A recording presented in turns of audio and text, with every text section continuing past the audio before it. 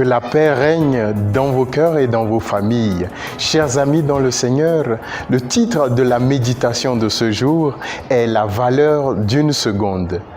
La voix du Seigneur aujourd'hui, une réflexion proposée par le jésuite Jean Améblé. Tiré des textes de ce dimanche de l'Exode 3, le psaume 102, la première lettre de Saint Paul aux Corinthiens au chapitre 10 et l'évangile de Luc au chapitre 13. Il était une fois une jeune femme divorcée qui décida d'aller en vacances avec ses 3 enfants. Ils appelèrent un taxi qui devrait les emmener à l'aéroport. Malheureusement, au cours de la route, le taxi eut une crevaison. Le chauffeur passa du temps à remplacer la roue. Quelque temps plus tard, la voiture dépassa un camion plein de gravier et des cailloux tombèrent sur le pare-brise de cette voiture.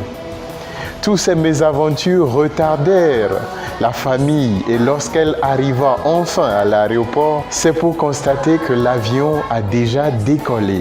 La maman qui s'énervait déjà dans la voiture insulta avec mépris ce chauffeur. 1 heure plus tard, la nouvelle parut à la télévision que la voiture ratée par la famille vient de s'écraser, sans aucun survivant. Cette maman y vit la main de Dieu et saisit cette opportunité pour se réconcilier avec son ex-mari et lui pardonner dans son cœur. La mort, dit le sage africain, est un vêtement que tout le monde portera. Est-ce parce que cette maman est juste ou méchante que Dieu l'a épargnée de ce drame? Non. Dans l'évangile que nous écoutons de Luc 13, versets 1 à 9, Jésus veut chasser nos fausses croyances. La mort ne choisit pas entre juste et méchant. Un moine saint de 22 ans qui peut mourir d'un cancer autant qu'un homme jaloux de 90 ans qui a passé sa vie à empoisonner les gens de sa famille ou à créer la zizanie dans d'autres familles. La mort biologique n'est pas la conséquence directe de nos péchés.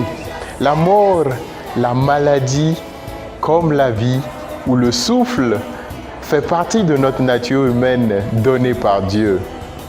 Ce qui devrait nous gêner plutôt, ce n'est point la mort, mais plutôt notre état ou condition à l'heure de la mort. Saint Paul, dans la lettre aux Corinthiens, dira que la mort a frappé nos pères dans le désert afin de leur servir d'exemple et de les empêcher à désirer ce qui est mal. Nous sommes totalement responsables de l'état dans lequel nous mourons. Notre vie doit donc être une offrande, un cadeau agréable à Dieu. Chaque seconde de souffle compte. Souvent, en tant que chrétiens, nous aimons procrastiner, c'est-à-dire mettre à demain le pardon que nous pouvons accorder aujourd'hui. Au nom de la blessure dans nos cœurs, nous refusons d'aider les autres, de les pardonner ou de penser à d'autres que soi. Dieu nous donne une seconde chance pour nous convertir parce que chaque seconde de notre vie est une chance. Le Dalai Lama d'ajouter, il y a 2 jours dans une année que l'on ne peut rien faire. Il s'appelle hier et demain. Pour le moment, aujourd'hui est le jour idéal pour aimer, croire, faire et principalement vivre. Évitons de nous laisser torturer par les remords et les regrets du passé ou par les illusions de l'avenir. Arrêtons de dire « mais c'est trop tôt ». C'est trop tard. 1 seconde a suffi à une maman pour porter en son sein un enfant. 1 seconde a suffi à un entrepreneur de gagner un contrat. 1 seconde a suffi pour un ballon de traverser la ligne de but. un réfugié de perdre le souffle de vie dans la Méditerranée. En une seconde, un couple s'est séparé à jamais. Et une seule seconde a permis à un religieux ou à un prêtre de dire oui au Seigneur toute sa vie.